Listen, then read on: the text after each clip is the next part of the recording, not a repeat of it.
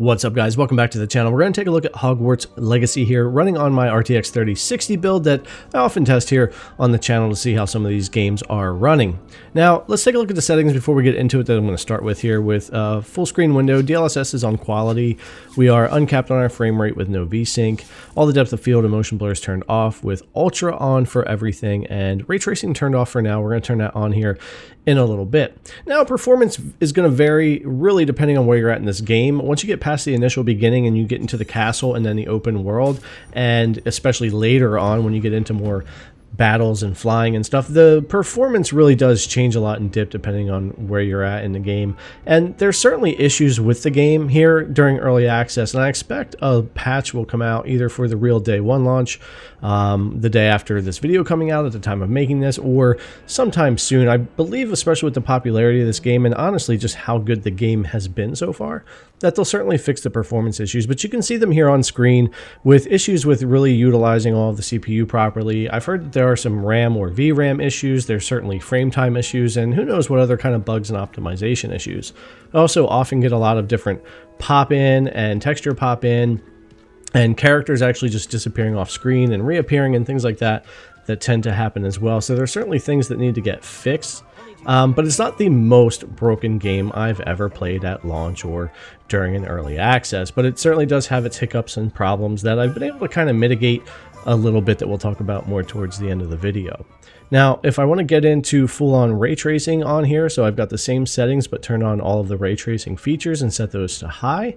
Again, performance of course is going to vary everywhere, but we really don't utilize our resources very well here, and I did expect a low FPS, but I was hoping for better frame times and performance overall. But with ray tracing on, it just kind of exacerbates the problem that we have with the game to begin with. I think you'd have to go with pretty much a locked 30, and you might actually be able to mitigate some of these issues and smooth it out while we're waiting for some patches and things like that as well. But with a game like this, I'm really wanting to push that 60 FPS mark if I can most of the time, and with as little hiccups and stutters and everything as possible if I can, just to kind of stay with the immersion. But as you can see here, going throughout the video with different areas of the game, showing you the same areas for ray tracing and no ray tracing, you can see what the performance is like and kind of key in on what some of the issues are between the GPU usage, RAM, frame times, and things like that.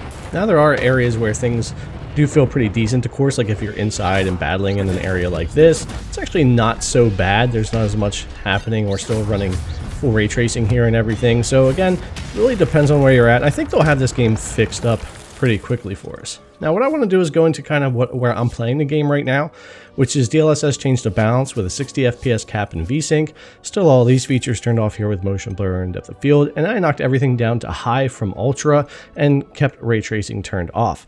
With this, I could pretty much run the game at 60 FPS, which is what I'm looking for here. We still get a lot of stutter because we have a lot of frame time issues still. So even if you're at 60 FPS, it still gets a bit stuttery sometimes, and it will still dip under 60 every now and then. You could up the DLSS or change some other settings, but at the end of the day, we're trying to optimize for a somewhat broken, buggy game that isn't completely broken but has its issues. So a few patches down the road, I might want to get more into all of the settings for the game and more recommended settings. But for right now, as you can see, trying to cap in-game with 60 FPS works, but it's not still the greatest experience. So what I like to do is go in and I'm going to use RTSS. RTSS is RivaTuner, which installs with Msi Afterburner.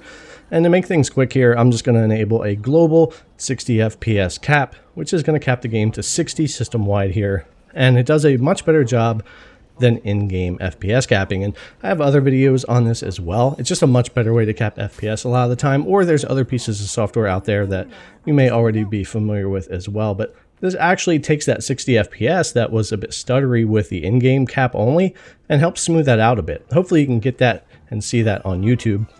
In areas where we still dip below 60, of course, you're going to see those stutters, but they're not near as bad this way as without that cap. So for me, until we get some patches and I retest performance, these are the settings that I'm going to go with the high, the no ray tracing, DLSS on balanced, and I'm going to use my RTSS 60 FPS cap here to keep the game as smooth as possible.